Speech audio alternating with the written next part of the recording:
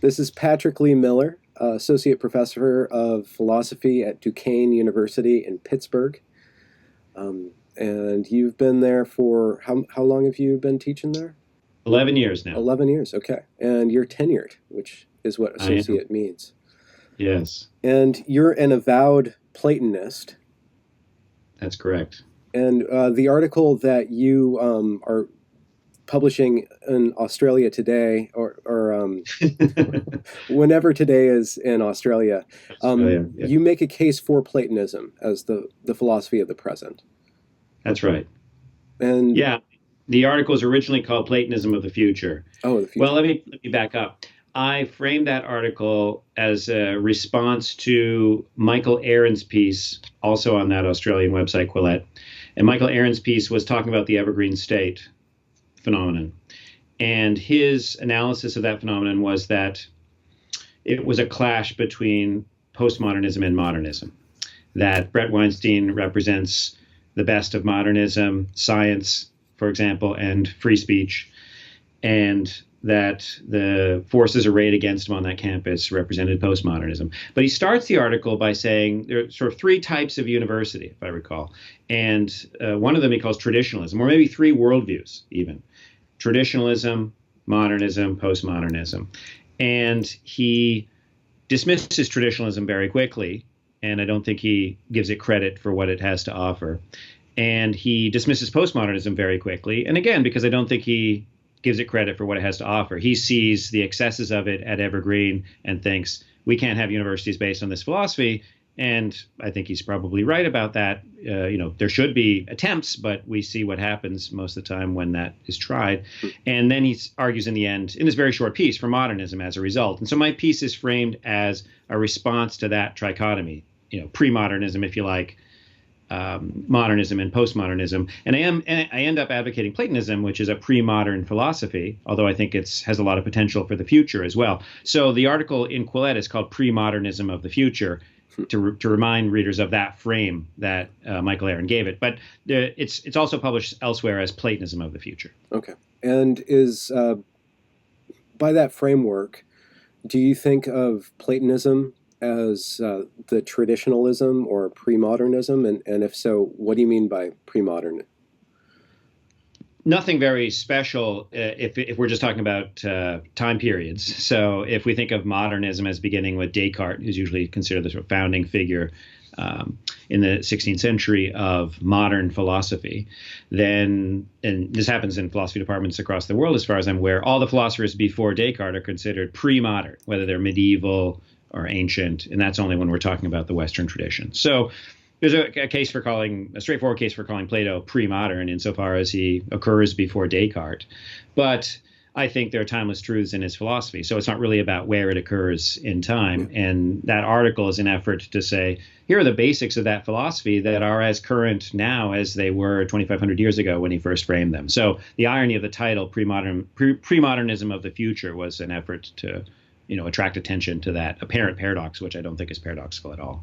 So is that traditionalism in Michael Aaron's sense? No, because the traditionalism he has in mind, as far as I can tell from that short article, is the kind of caricature of the intellectual tradition that you get, with fundamentalist Christians in the United States, for example. So I think those are the kind of people he has in mind, and thus he dismisses traditionalism and ends up, as I say, favoring modernism because he's got some sort of straightforward critiques of postmodernism. I don't think the critiques are sufficiently rich to recognize what the value that postmodernism has, and also he just dismisses traditionalism too quickly. So I'm dealing with all three of those periods or camps, if you like, sympathetically. There's a lot in the article about Darwin, for example, who's clearly a modern figure.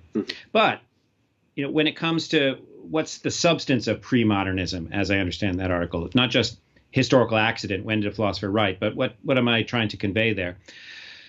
Oh, off the top of my head, I can think of two things that are really important. One is when it comes to education, in all the pre-modern schools of philosophers, at any rate, there was an emphasis on character. So if you're going to be trained at the Platonic Academy, it looks like you had to have a character training as well. And similarly for the other schools. I mean, the closest you can see to that nowadays would be training to be a priest, let's say, where, they're not just going to train priests in theology or mathematics or even the liberal arts, intellectual formation. They're going to be going through confessions. They're going to be going through certain spiritual disciplines and so on. That was quite common in antiquity and the Middle Ages when it came to philosophy. And modern philosophy has lost that, it seems to me. So you can become an expert on Kant without having undergone any special character training that would make you any different from an expert on Hume. And those are rivals in modern philosophy, Hume and Kant. But typically in the American university, the people who are proponents of Humean philosophy or the proponents of Kantian philosophy have roughly the same cultural background. Or if they have different cultural backgrounds, those cultural backgrounds aren't considered relevant to their Humeanism or their Kantianism. Now, that's also true of professors of Plato nowadays, but being a professor of Plato is different from being a Platonist. I have many friends who are professors of ancient philosophy who teach Plato, but they don't believe what he says. They're just experts in those dialogues, and they might not believe anything any of the philosophers say.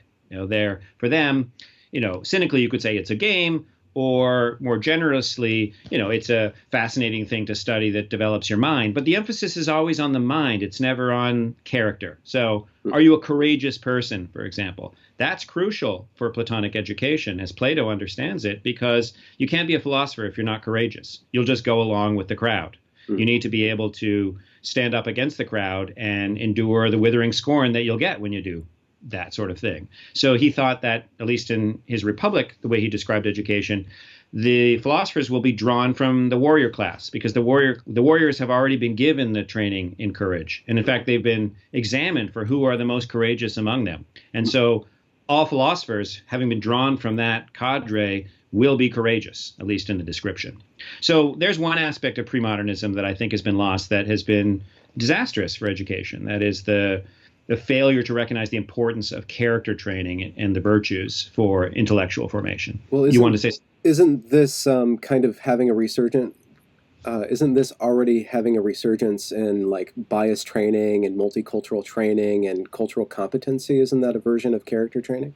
Yes, I think so. So I have objections to some of those things that you mentioned and the way that they're done and the science upon which they're based and so on. But what I certainly admire is maybe too strong a word, but respect, what I value in what's going on there is an implicit recognition that character is important, that when people are, I don't know whether this would happen in mathematics, but certainly would happen in philosophy departments if they're studying ethics, for example, that if they have implicit biases in their character, they're going to bring those to bear when they study that ostensibly purely intellectual subject. So there is a recognition that character is important. The problem is that the way in which this is being discussed seems to me so superficial. So, how, let's say there is implicit bias. Let's say you can determine it from these tests. How are you going to correct for it? Oh, we're going to have a seminar, a weekend seminar every 6 months or every year. Or we're going to have diversity training or whatever. I just think that that's kind of like, you've got to defend yourself. So we're going to have a weekend seminar in martial arts. Ask any martial artist. You don't learn Kung Fu from a weekend seminar. Okay. This is a lifetime practice. And that's the way in which Plato and other ancient philosophers thought of character training. This is something you're doing every day. And as I say, a really good analogy is the way priests or seriously religious people train themselves nowadays. You don't have to accept the content of the training, but just to look at the fact that for them, daily prayer is crucial, because this is not something we just do on Sunday. This is supposed to be something that we're doing all week long and throughout the day. Mm-hmm. So there seems to be, in order for that to occur, for character training to occur, it seems like the pursuit of truth needs to be clarified, and then the pursuit of what you mean by character needs to be clarified. And yes, with something like the Catholic Church or a monastery, there seems to be like a kind of a constellation of character traits that are rather exoteric, or they're on the surface of it, like humility, the Beatitudes, like they're constantly talked about. So I wonder if postmodernism or intersectionality or whoever is behind or whatever is behind the diversity training, if they could make it more exoteric, like the kind of character qualities that they're looking for in people, then it would be easier to kind of evaluate the direction that they're headed. right? Yeah, you don't think that they're doing that? Well, it's hard to suss out because there are character qualities that emerge, like when we look at things like Evergreen, and we look at things that would just happen at Laurier University, like at the audio that Lindsay Shepard shared. I go through that audio in a previous video, and I show that there's all these rhetorical tricks that are happening that make it seem rather fishy. Like Okay. the character that is being exhibited in that Inquisition I is not a see. character that I want necessarily to be taught at a university, right? Right. Okay, so there's a lot of hypocrisy in that video. I certainly agree. Just as there's a lot of hypocrisy in the training of priests, for Oh yeah. example, or in any character training. Mm, So we can't criticize them just for being, well, we should criticize them for being hypocrites, just as like we should criticize the priest training. mm. But they are pretty explicit, it seems to me, about their values, even if they don't put them into practice all the time, like Mm. every other human. Such as like So, inclusion and yeah, tolerance, for example. okay. And we know the kind of straightforward hypocrisy that happens, that we're all about tolerance, but we're not going to tolerate Lindsay Shepard, for Yeah. example, or we're not going to tolerate James Damore, and so on. So there's definitely that hypocrisy, but they seem pretty open about their virtues, Hmm. Okay. or at least what they think the virtues are. Okay. But I guess if we're going to pursue this line of inquiry, how would we institute like character training Yeah, that doesn't overemphasize one value at the expense of another value, such as like yeah, courage versus compassion.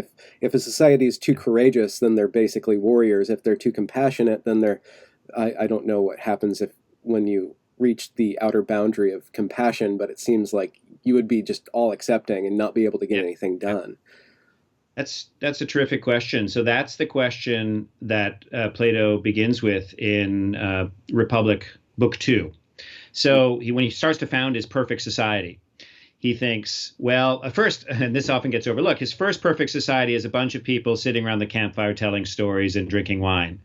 And then actually, they're not drinking wine. That's the problem. They're just like eating fig leaves and so on. And then the aristocratic people in the audience say, that's a city fit for pigs. They don't have any delicacies. So Socrates says, okay, you want a fancy city with luxuries?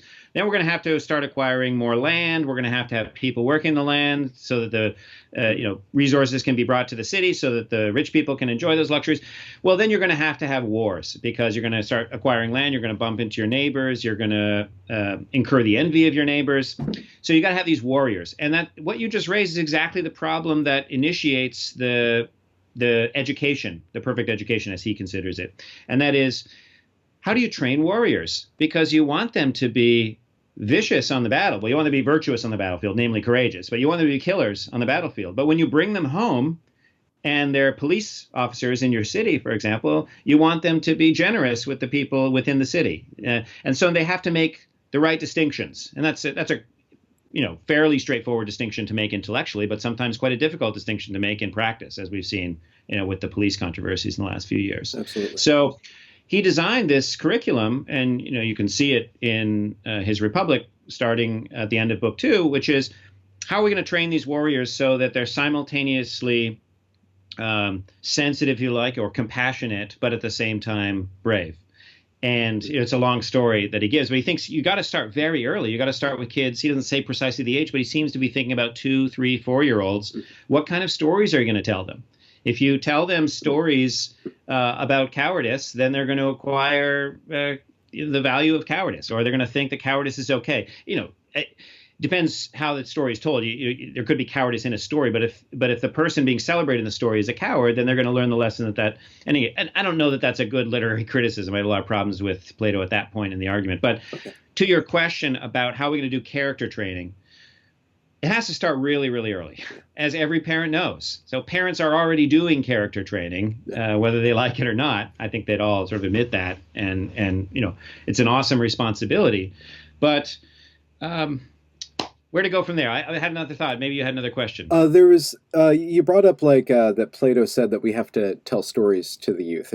Training Yes. starts with, I guess, narrative, and it seems like one of the largest narratives right now that's being worked out or played out, at least at Evergreen, is this victim narrative. Like there, Yes. and in earlier videos, I talk about, I question what happens when a group of people accepts the victim narrative, frames everything as under the oppressed oppressor kind of dichotomy, which I think might you can trace back to conflict theory or to Marx. And I opine earlier on in my series that like what are the options for acting out the victim narrative? You become a thug, or you become kind of a tyrant, or you just go around like looking for pain to constantly excite that. So it seems like even it seems like in a narrative framework, like once we internalize these different characters, then we start acting out in certain patterns. And plus we see the world in certain patterns, and then that Yes. incites different activities. So it seems like with the Greeks, they had a pantheon of characters. You know, they had the war god, and then they had like the love god, and they had all these different gods. And within their narrative structures, you can see how these different character traits, these different archetypes, kind of work out and perpetuate, and they get into trouble, and they have different victories and stuff like that. So I'm just speculating here, but it seems like in a pantheistic religion, you have the working out of different virtues in these kind of constellated in these family dramas and stuff like that. Okay. Sure.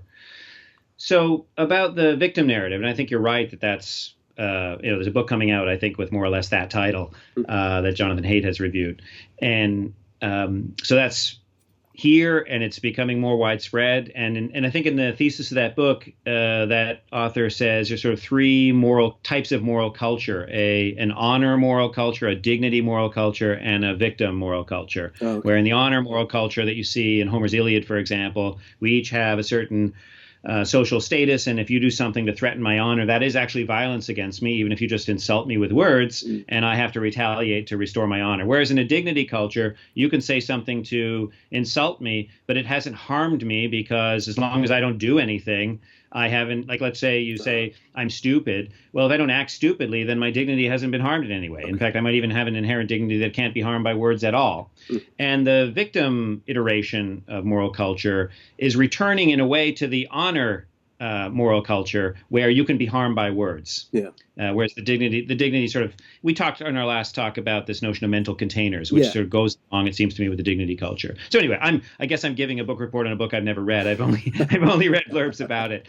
And of course, the fact that Jonathan Haidt thinks so highly of it makes me want to read it as well. Victim culture. I had a thought on victim culture. Oh, it's this, that, again, we can talk about what the ideology is and then how it gets put into practice. Let's just start with the ideology. The ideology is there's a hierarchy of people, whether we want to, say so or not. And, in a typical hierarchy, the white male, cisgender, heterosexuals at the top. And so on, able-bodied, et cetera, et cetera. And then you get these various, and this is where intersectionality comes in. You've got these different vectors of identity, and you can plot it so that someone would be at the bottom of that power hierarchy, maybe the inverse of all those values that I just mentioned that would be at the top. What's the goal at that point? What's the practical goal? Well, as far as I can tell in their explicit doctrine, it's to equalize all of these so that it won't be a hierarchy anymore, to flatten it. It's a democratic impulse towards pure equality, so that being white would not be an advantage in American society, being female would not be a disadvantage in American society, and so on. As they understand those criteria and what the power relations are, they would imagine then total equality. Now, did you have a question? No, continue. I have a thought, but yeah. Well, the next thing I want to say is, well, how good are they at putting that into practice? And here's where I think I sympathize with some of the things you were saying earlier, that although the official doctrine is we're going to totally equalize things, how does that happen in practice? Well, I've been in classes, for example, where the professor said, males can't talk until all the females have had a chance to ask a question. And, I've been in classes where we just sat in silence for a long time because it just so happened the females in that class didn't have a question at that point, which of course is their right. I in many classes don't have any questions. Lots of males are in the same position. But at any rate, there the idea is we're going to, as I said, the ideology is we're going to equalize everything. But what creeps, it seems to me, is a demonization of the people at the top, so that the white male hetero cisgendered person and so on, it's not just we're going to bring that person down and bring others up until we get to a mean, but we're going to try and bring that person as far down as we can. And we're going to bring the people at the bottom as far up as we can. And you see this in more vicious forms of what I just described that I've seen in classrooms where I've been a student, but public fora where if you are categorized as the person of the sort who's at that top, you're not allowed to speak.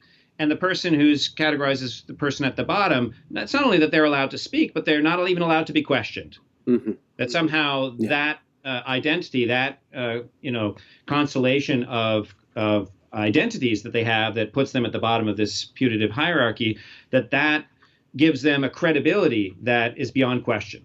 And that somehow by questioning that credibility, by questioning not even the credibility of the person, but just the credibility of the statements, that you're doing violence to them. And that's going way too far. I mean, I'm not even saying that I necessarily accept that democratic ideology of everyone should be totally equal as an outcome, but that even if we were to accept that, this is going way too far and saying and this is the hypocrisy I think you were alluding to, that it's as if they want to invert the hierarchy in an Animal Farm style. Mm-hmm. Yeah. And so, so like you said, that's a democratic impulse. So equality is good to a certain extent, and courage is good to a certain extent, and compassion is good to a certain extent. And even the pursuit of truth can go awry if you pursue the truth and destroy everything in your path to get to the truth. So it seems like, and I think we were starting to talk about that in an earlier discussion we had, that there is a constellation of virtues and a maturity of being able to know when enough is enough and too much is too much. And I wonder if that goes in, if that is a part of what you mean by a liberal individual. I mean, it would certainly be tied to that. My first thought is with Plato, that, we've got all these values that have been circulating in our conversation, that are circulating in our society. So we've got equality, freedom. We could have said pleasure before that, wealth, honor, and truth, just to throw out some of the major candidates that Plato discusses in the Republic. And each one of those values can have a constitution arrangement that is a constitution arranged to promote that value. And Plato's understanding of constitution is broad. Things are made up. That's a constitution, put together. So you can have a society with a constitution. It's put together in a certain way. You can have an individual that's put together in a certain way. So he thinks there's a democratic constitution, and most people think, oh, society. And he does think there's a democratic constitution for society, where the goal would be total equality of all people as an outcome. Mm-hmm. But you can also have an individual who's constituted democratically, where all thoughts and desires, for example, are constituted equally. Okay. So it's no better to think one thing than it is to think another thing. And that would be extreme relativism, for example. So there's a way in which Plato thinks the democratic character is going to be attracted to truth relativism, because to say one thing is true and another thing is false is to put one proposition or belief above another, and that's against equality as they understand it, equality of outcome. Just at the level of democracy, freedom is also a crucial value in a democracy, and the problem is that equality and freedom come into conflict. So if we're going to make everybody equal as an outcome, now again, we always in these discussions of equality have to distinguish equality of opportunity from equality of outcome. Okay. So, a liberal society promises equality of opportunity. But if, having been given equal opportunities, let's say in the perfect scenario, people make different choices and some end up wealthier than others, for example, that's still fair because they were given equal opportunities.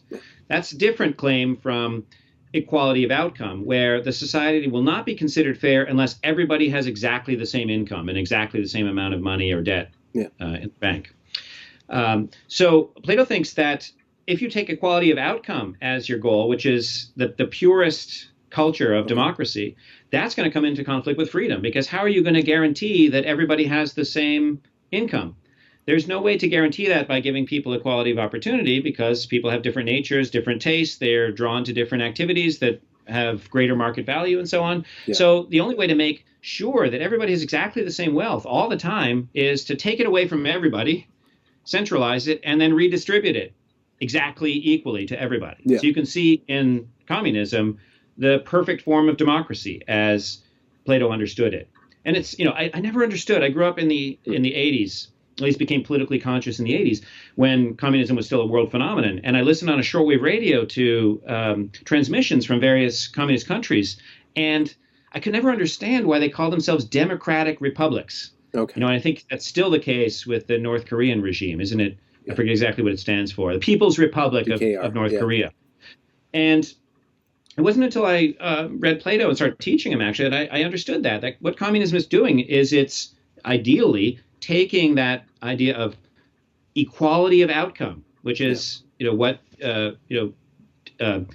democratic people. I mean, there's so many meanings for democracy, especially in the United States with Democrat Party. But the democratic impulse to achieve equality, it's saying, yes, we're going to do that. We're going to do whatever it takes to do that. And if it turns out that when you give people equality of opportunity, that doesn't happen, okay, well, that's not sufficient. We're going to have to intervene and centralize things and then redistribute according to an intelligent plan that makes sure that everybody has exactly, well, what is this compromise immediately? Freedom. So, if you have one career where you're making more money than somebody else and you've freely chosen that from your equality of opportunity, the other person's freely chosen theirs, then now the money that you made is being taken away from you that you freely made and centralized. And, I'm not saying anything controversial. I'm not saying that I prefer one value over the other, but it's a tension in democracy. That is, are we going to pursue equality or are we going to pursue freedom? And you can see what happened in the communist countries. What happened was equality got promoted so much that freedom was diminished almost entirely. Yeah. As anyone who knows the history of the Soviet Union or China will agree. It seems like if you want equality of outcome, that's going to be doomed the moment that everything is split up and shared. I guess then 10 years later, there are going to be people with more and people with less. It's like you're going to constantly have people acting in a way that maximizes whatever they're given, which is going to pull them ahead of everybody else. And then they're going to have to be reined back in and reined back in and reined back in.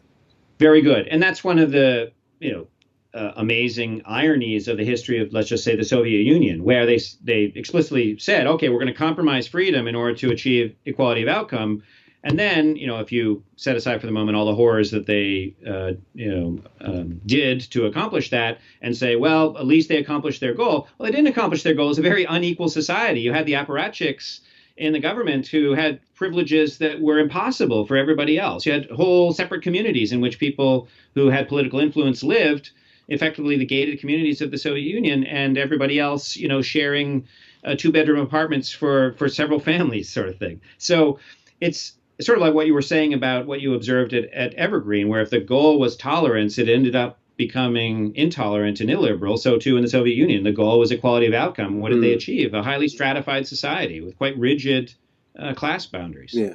So what kind of forum or format is there in society to keep these tensions, to keep these conflicts butting against each other in such a way that it has a net productive result, right? Because unrestrained freedom is, I can see like hypercapitalism, where you have just this oligarchy occurs eventually, and then unrestrained, and which is oddly enough, it seems to be replicated at the opposite end of the pole with the Soviet Union. Like, just total equality is eventually going to lead to this super class, which tells everybody else what to do. But either way, you're going to have this super class. So what format is there to keep those things,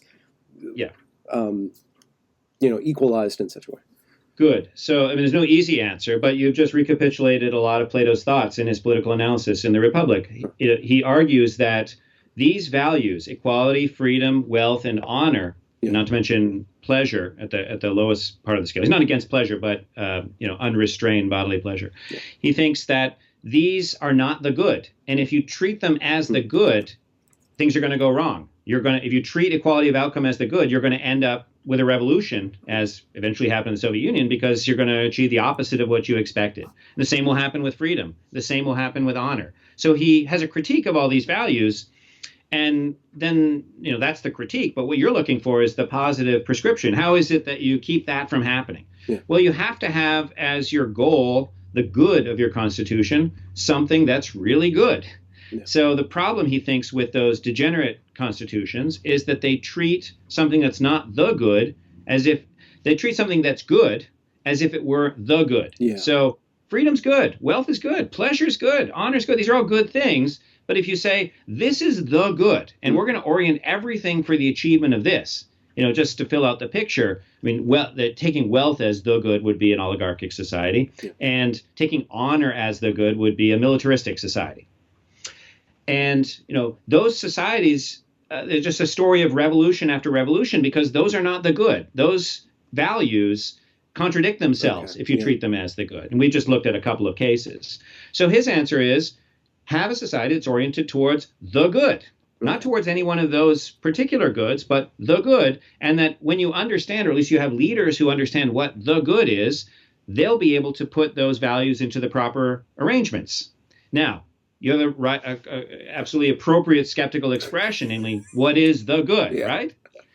That's the purpose of Platonic education, is to train people to achieve the good. Now, he doesn't say in the Republic, oh, and, here's the footnote, I'm going to tell you what the good is, because after all, then you wouldn't need the education. You know what it is. Yeah. So he thinks you need this very long training to come to an understanding of the good, but that once you have it, then all these other values will sort of fall into place. Okay. Now, so how do we know that I'll his take your question, then keep going. How do we know that his the good isn't just him trying to sell his school to people? Right? Like, oh, give me 20 years of your life, and all your parents' money, and then I'll teach you the good. Yeah. Well, every good education involves faith. So you're absolutely right. You could stand there and say, I'm not going to give, it's actually much longer than that, it was 50 years, but I'm not going to give you 50 years of my life until you can at least show me what it is that I'm going for here. And if you need him to show you the good, when you're 10 years old, or needs to show you when you're 20 or when you're 30, you're going to be disappointed. After all, again, if it were that easy, then you wouldn't need the education. If he were able to show it to you when you're 10 or 20, what's the point of getting the education? You've already got it. Yeah. So I guess let's return to your article that's coming out in Australian today. So there's modernism and postmodernism, and the current in the popular imagination right now, and I'm talking about a very specific part of America on the Twitter universe, and then certain websites. There's this debate between postmodernism and modernism, and this is a lot of the proof or the evidence that this debate is working out is being taken from the academy. Certain experiences that are certain activities in the academy are saying, okay, there's this postmodernism that's going through, and it's got these different tools of intersectionality and critical race theory and all these different theories, and you look at it and either you're for it or you're wary of it, and then there's a lot of the proponents of it are acting in this rather irrational manner where they're calling everybody who disagrees with them, racist or supremacist. Yes. And then there's this other contingent that's calling itself kind of modernism right now, and you have these big characters like Jordan Peterson and Jonathan Haidt, and they're saying let's stand for these Enlightenment values and stuff. Right. And I think one of the things that you said when we were talking earlier was that Plato, in his in the different dialogues, he has Socrates kind of discussing with these sophists, and not every time Socrates didn't win every time. There were certain kind of boundaries that Socrates couldn't defeat or go beyond, and sometimes the sophists would just walk away. And I think you said you were about to say something that Plato had this view or this viewpoint that could contain both of those, both Socrates and the sophists in a way. Yes. Do you think that Platonism is a way to take the good of modernism and the good of postmodernism, and then kind of use the good of both to leech away the bad of both?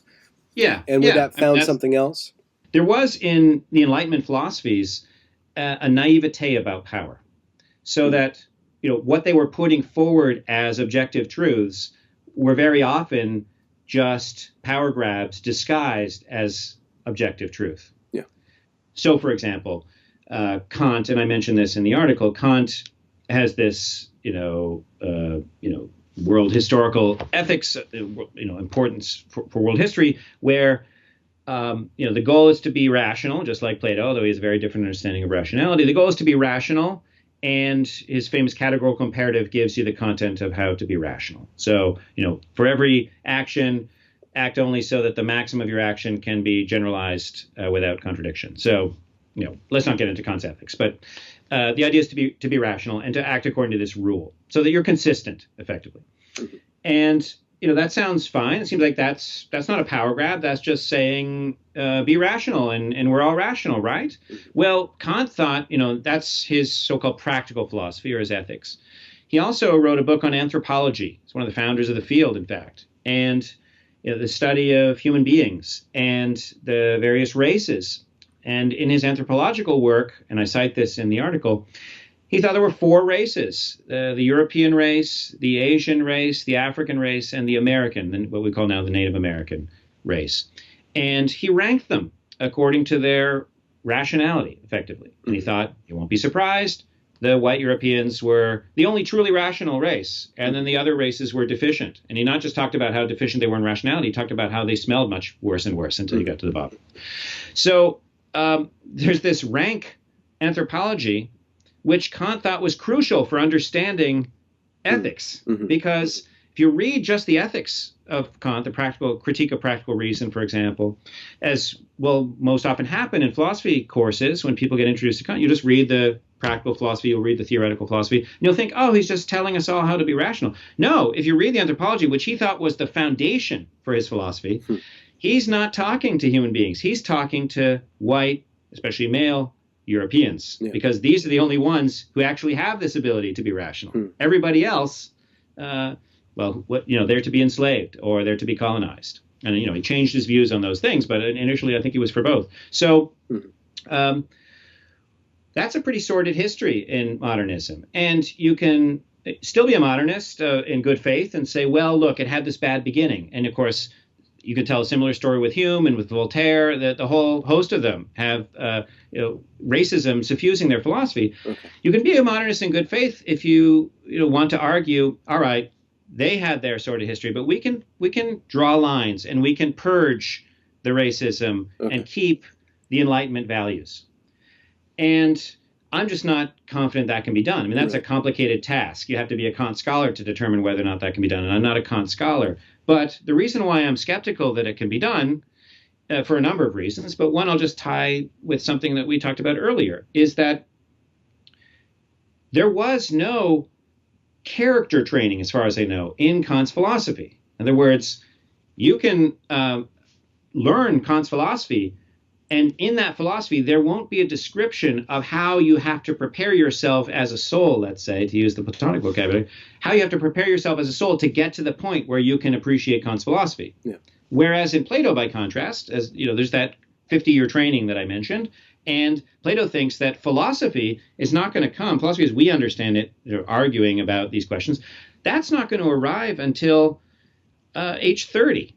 After you've had this character formation by the right stories when you're 2 and 3 and 4 years old, and by 10 years of mathematics, and by training as a warrior in courage and so on, temperance, and all the other virtues.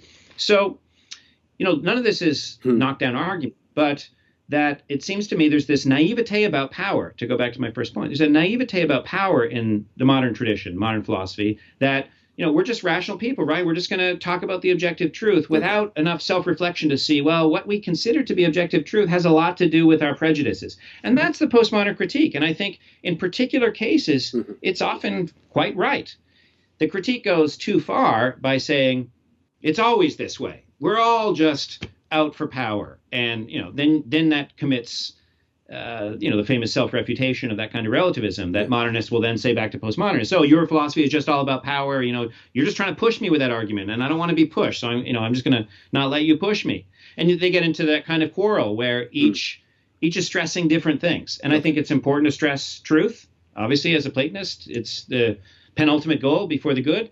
And postmodernists are right to stress power because, as Plato recognized, to get to the point where you're going to be pursuing the truth well, you've had to go through this rigorous education, which is the exertion of power upon you to Okay. make you into a certain kind of person. That's Yeah. what education does. And so, recognizing that, none of us is born into the perfect society. We're all born into corrupt societies to a greater or lesser extent.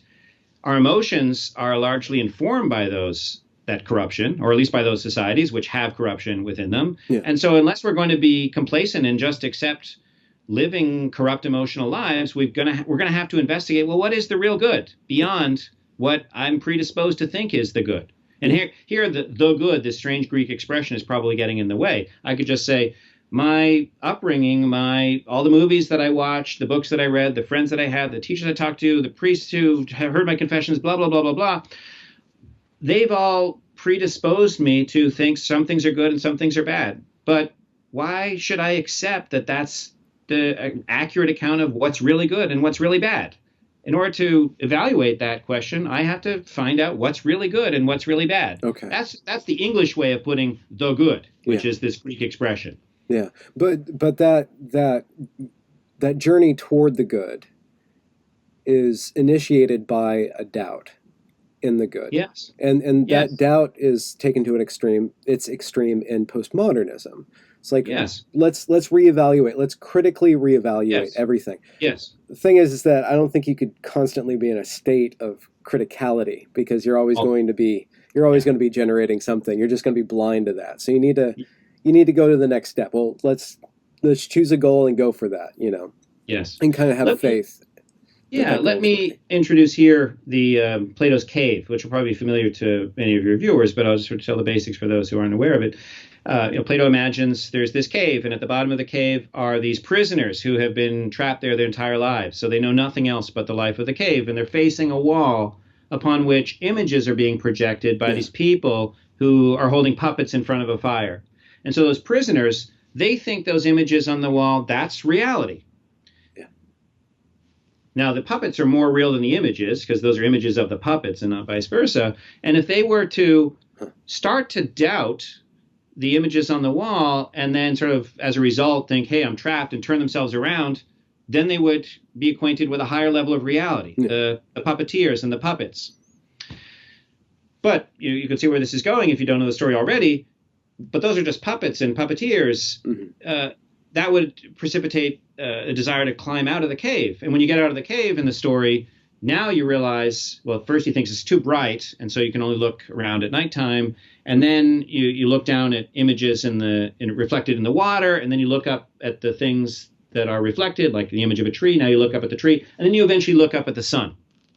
Now, that sun is the good in Plato's philosophy, and this realm outside the cave where you've got the real tree or the image of the tree in the water, those are the forms. And the cave is our sensible reality, that the material reality that we experience by knocking on things, by tasting things, by smelling things, and so on. And now to pick up your point about postmodernism. The postmodernists are great for initiating doubt in the images on the cave wall.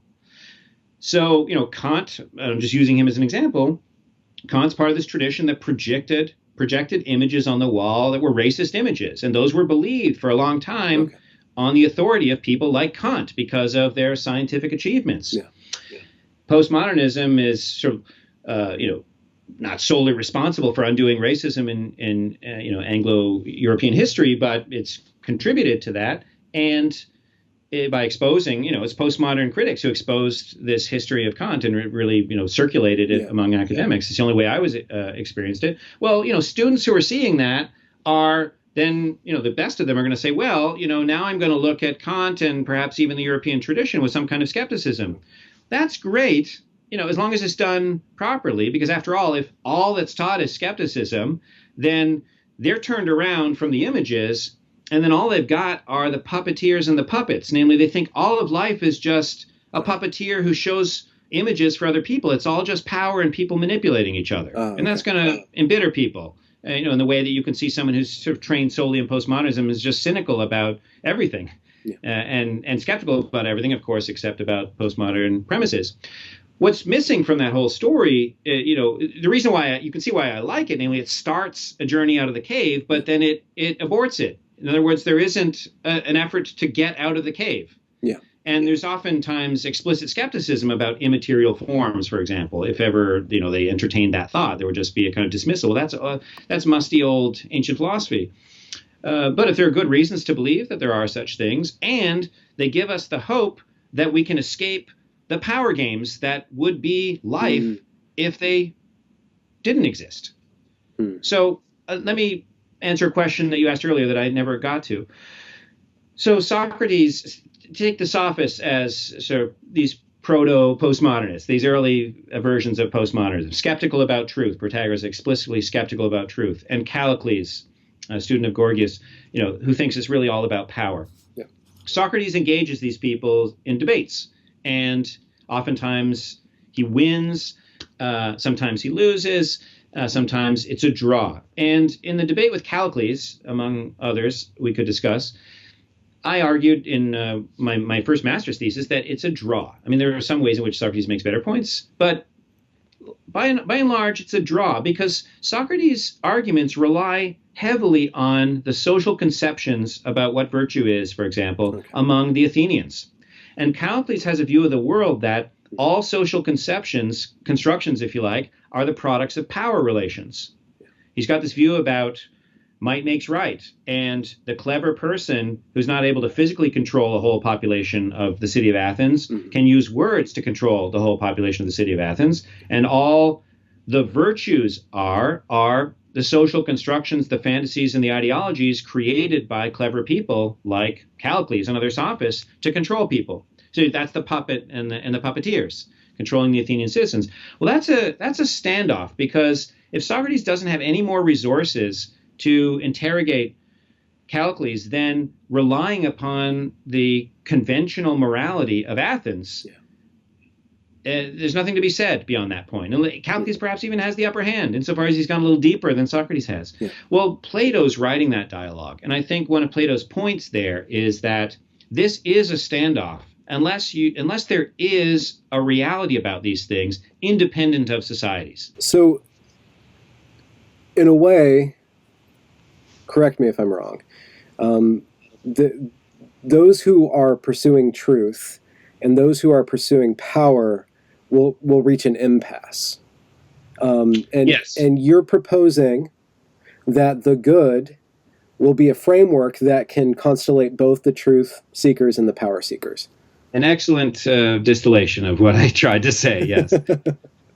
So, and I think that, to go back, that you think, or at least following Plato, that the way to instate the pursuit of the good is to build character, and yes. to have a culture founded on character. That's right. Or an educational culture founded on character. That's right.